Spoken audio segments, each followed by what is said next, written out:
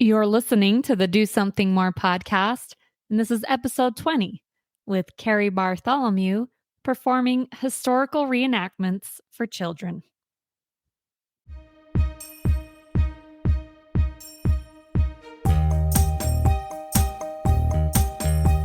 Welcome to the Do Something More podcast, a service-oriented show where we highlight the helpers who inspire us all to do something more. I'm your host, Melissa Draper. Thank you so much for being here.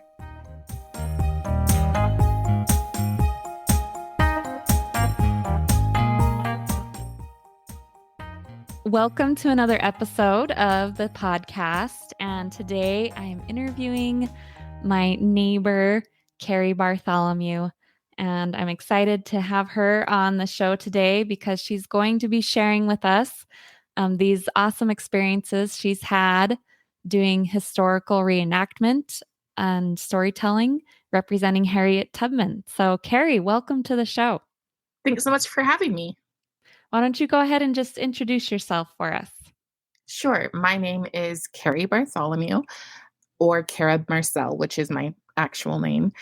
And I recently moved to Utah. Well, recently, about 2 years ago. And I have become rather active. I'm with a group called Path Forward Utah. And through that group, I was asked to play Elizabeth Freeman for the Freedom Lights Festival. And then a bunch of camps were looking for, a bunch of Utah Patriot camps were looking for someone to play Harriet Tubman. So being that we're less than 2% of the population as people of color with Black blood. Yeah. So there's so few of us, and my background happens to be in theater. So I've gotten quite a few calls to come out to different camps. I'll be going to Cedar City later this week and Midway in a couple of weeks to perform Harriet Tubman's story. Wow, that is great. So you do have a background in acting. I do, yes. Because some people might find that a little intimidating to represent or to tell those stories, but with that background, that makes sense. So that would be something you'd love to do. Right. So tell me a little bit more. How do you get into that? Do you do all the research yourself? Do you put together your own kind of monologue? How do you fashion and put all that together? I do, which it's really funny. So with the historical reenactments like Freedom Lights, they have monologues, and you can use them or you can do your research and come up with them for yourself. So when I literally settled on Elizabeth Freeman when I was driving up north to perform it. So what I did was I listened to several versions on PBS, and then I compared those with what I was given. So that kind of fleshed out the character. And some people will just read the story, or they'll have kind of a very basic knowledge, but I wanted to have as much possible knowledge of the character when I go out. So I listened to several different things with Harriet. I have read some biographies.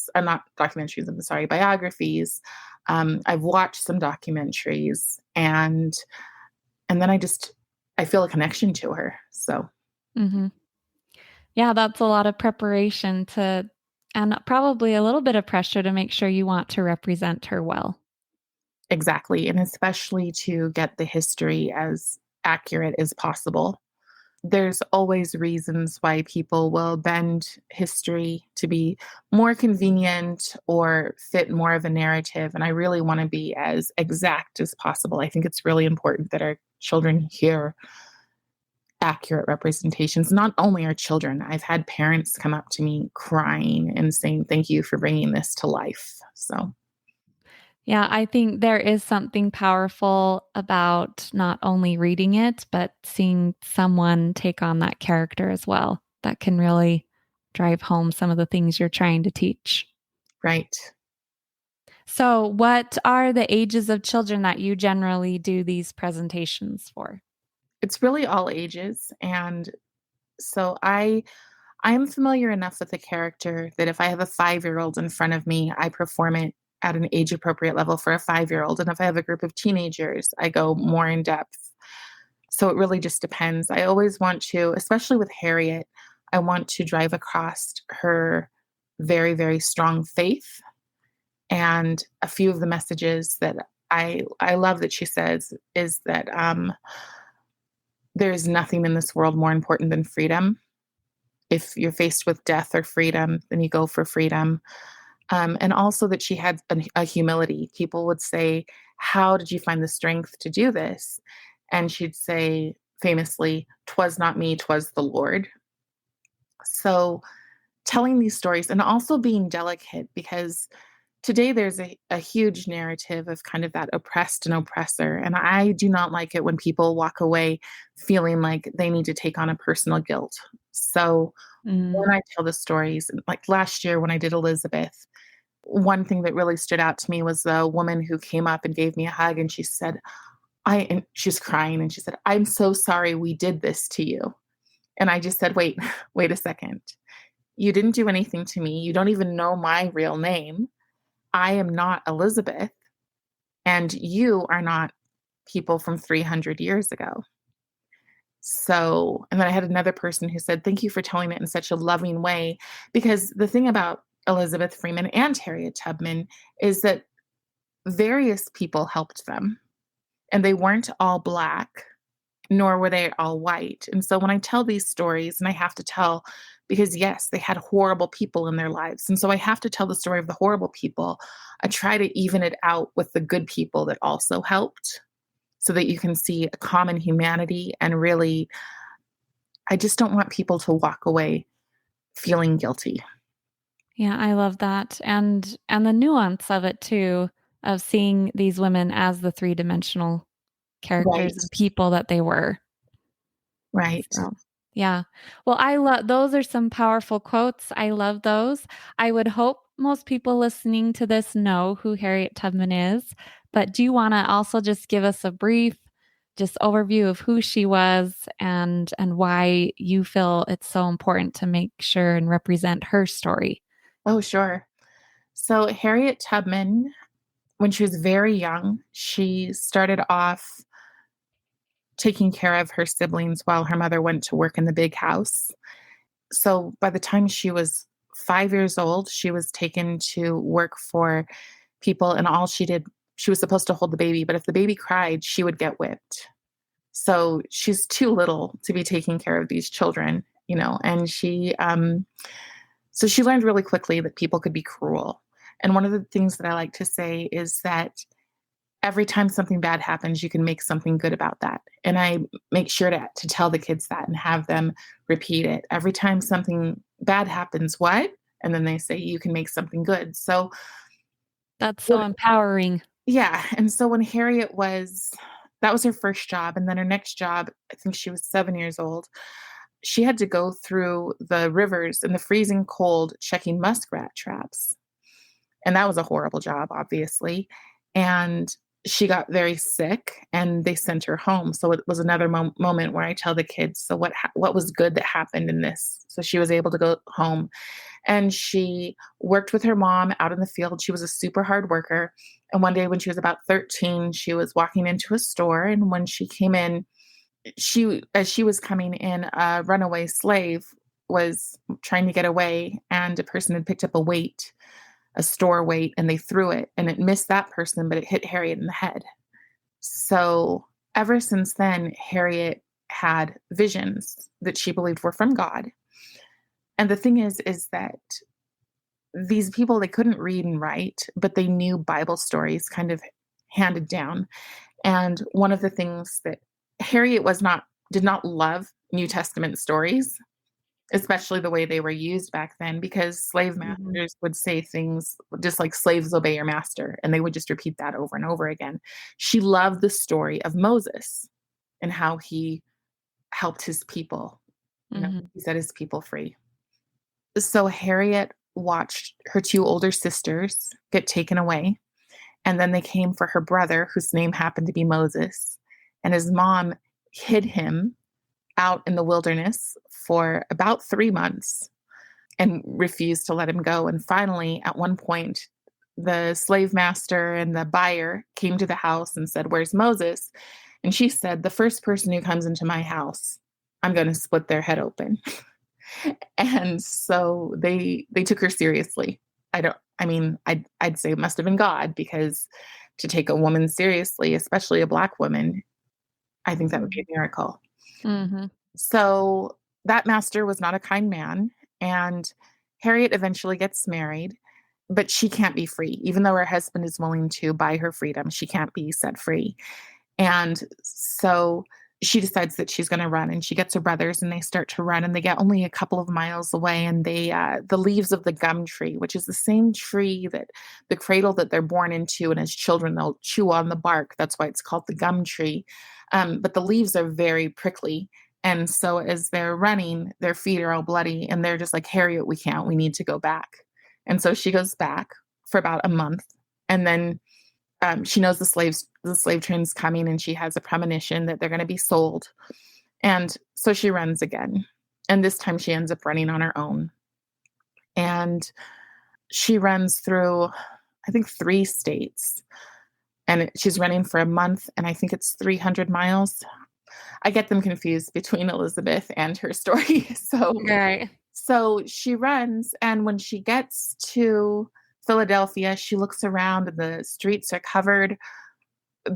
the towns seem to be covered with gold as the sun's shining down on them. And she says, "I looked at my hands and I just thought, am I even still the same person?" And she fell on the ground, and she could not believe that she was actually free.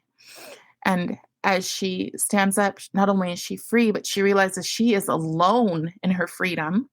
And so she decides that she needs to go back. And people say there's all sorts of myths. Harriet saved hundreds of people. One of my favorite quotes that she didn't say but is attributed to her is, "I saved 100 people, and I would have saved," or I guess they say, "I saved 1,000 people, and I would have saved 1,000 more if they but knew they were slaves."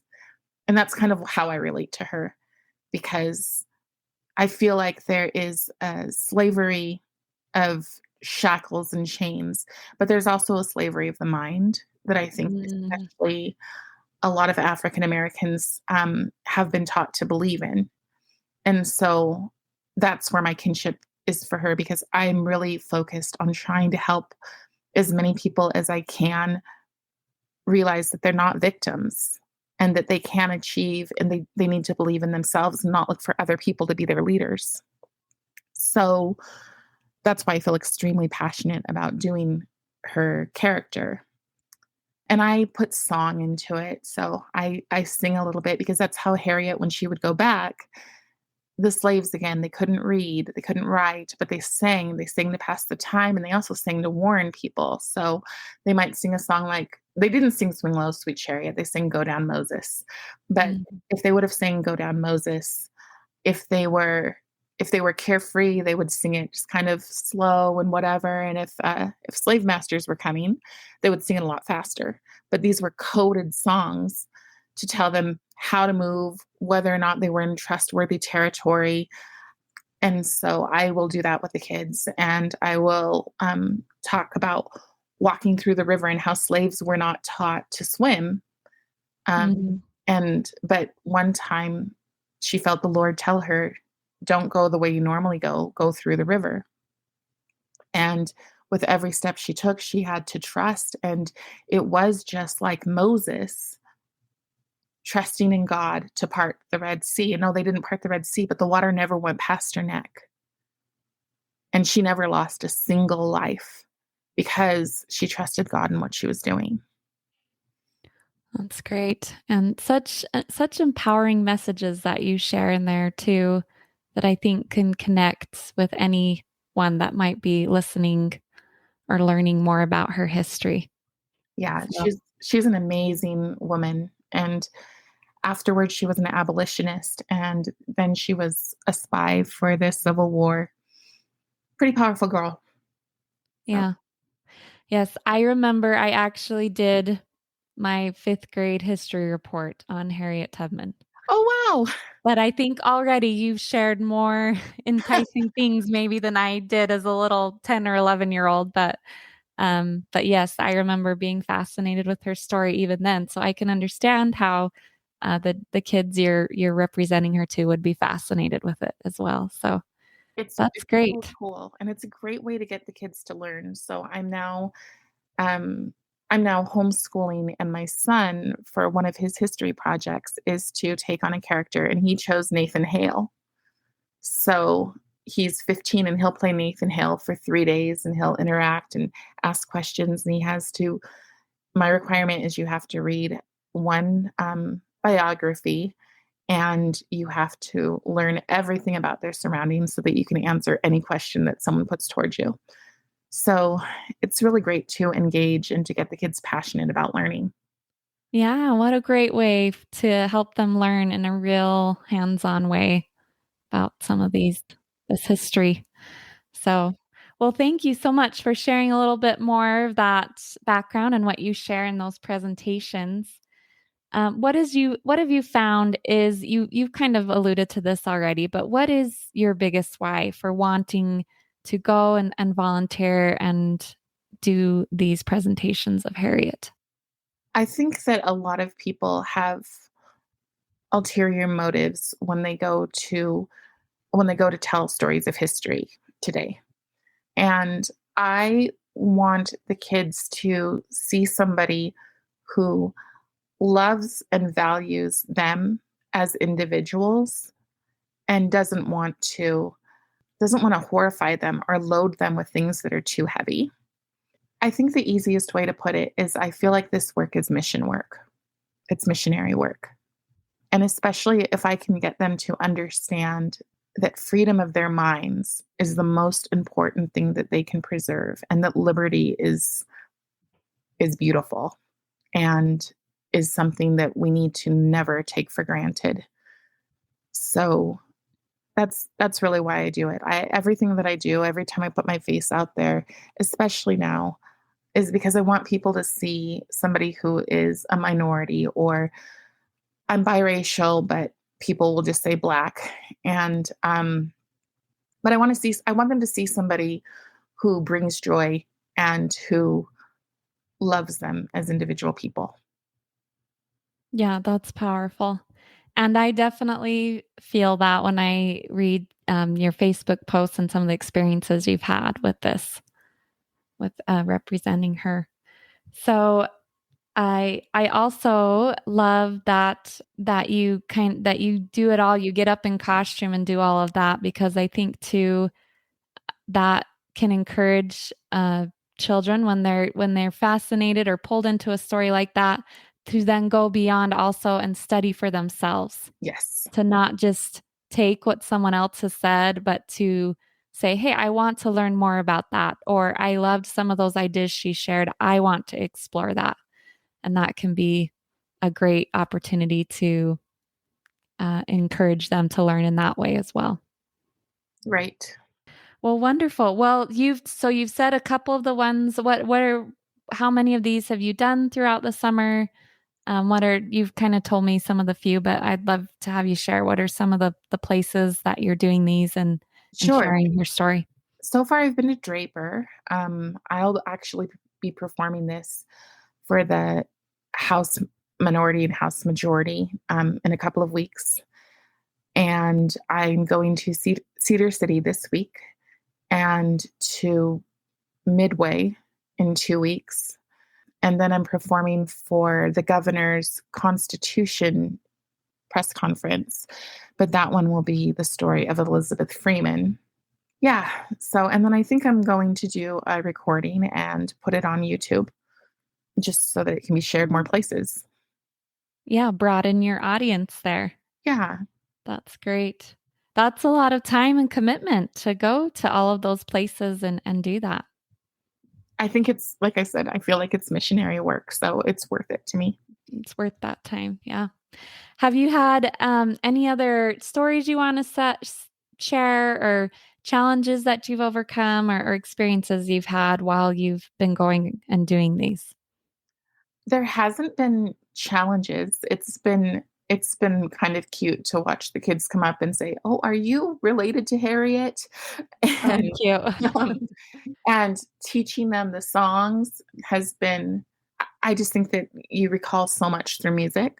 So being able to teach them songs like Go Down Moses, or they sing Follow the Drinking Gourd.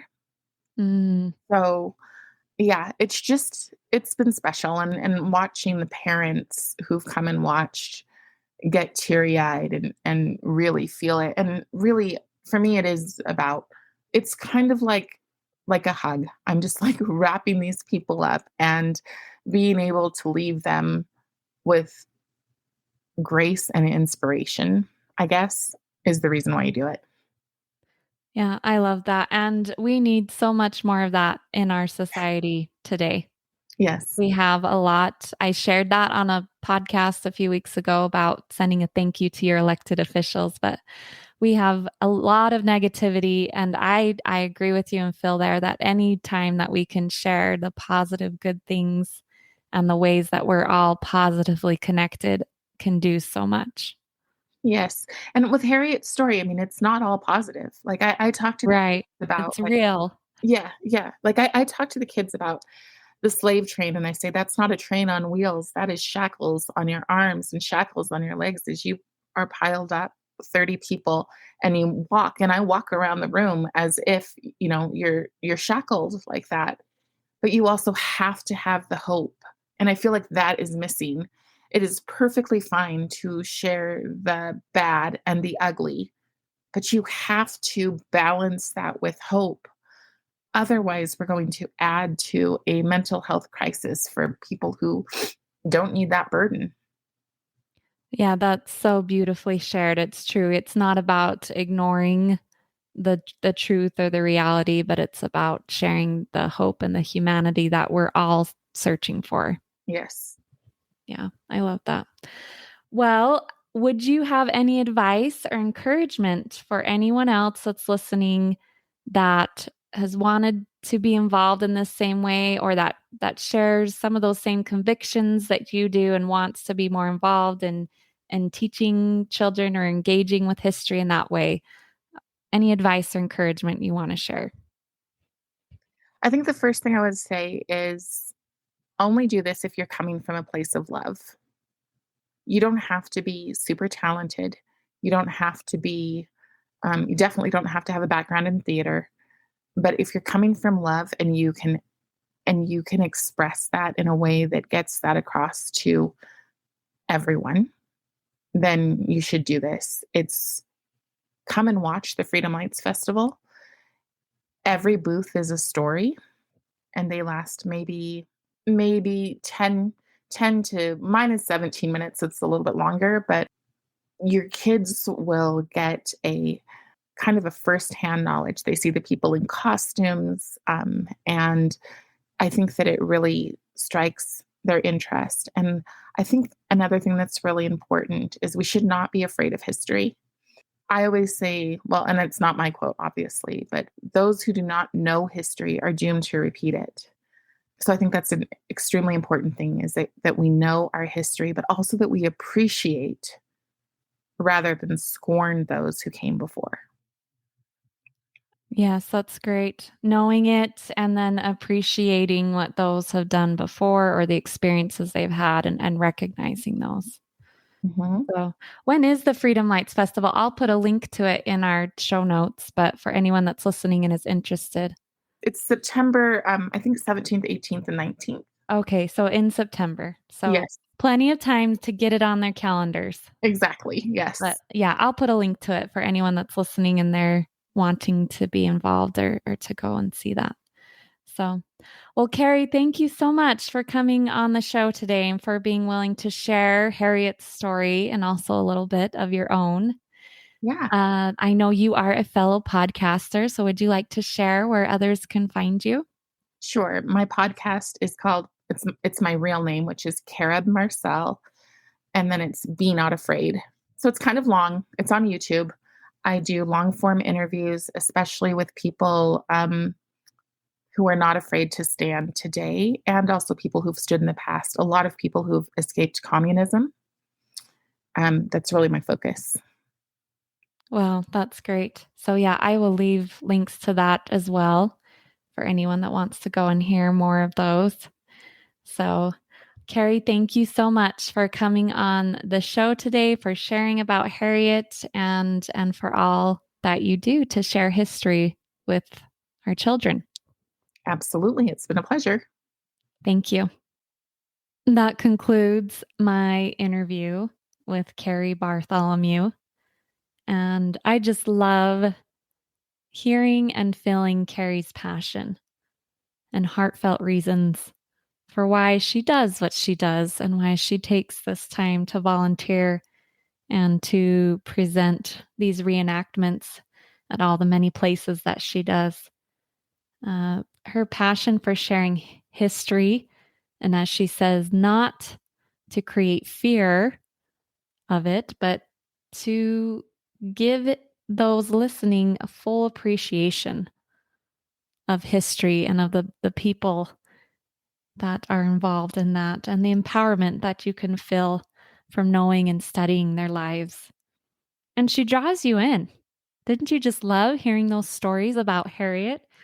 After I finished my interview with her, I immediately wanted to go learn more about Elizabeth Freeman and Harriet Tubman and was finding myself Googling on the internet and wanting to find different sources and learn a few things for myself. I just love how, in that short time that she shared some of those stories, she very much creates that feeling of wanting to know history and to learn. So, these reenactments are just one of the ways that Cari's involved in her community. She spends a lot of time volunteering and doing a lot of different things. So, I will, as I said, leave a link to her podcast.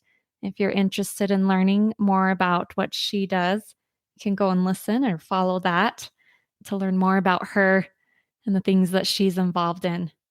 And I'm grateful for her for taking the time to come on my show. It's fun to have a fellow podcaster to talk about these different ways that we spend our time and our passions volunteering in the community. And I love how she shared that if you're going to volunteer in these ways that she is, you need to do it from a place of love and sincerity. And I thought that was great advice as well. So that's the final note I'm going to leave on. Do it from a place of love. So thank you so much for being here. I'll see you next time.